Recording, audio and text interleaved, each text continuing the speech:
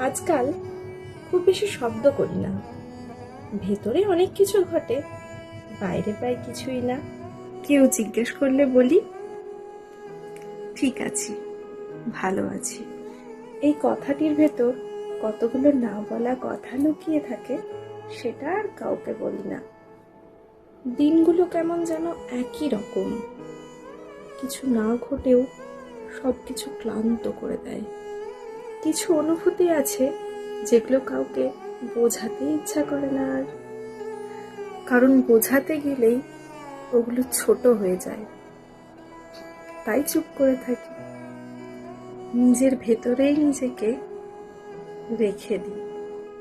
কখনো কখনো মনে হয় একটু নির্জনতা দরকার, মানুষ থেকে না, ব্যাখ্যা থেকে, যেখানে আমি থাকবো কিন্তু আমাকে বুঝতে হবে না কাউকে, আমাকেও না।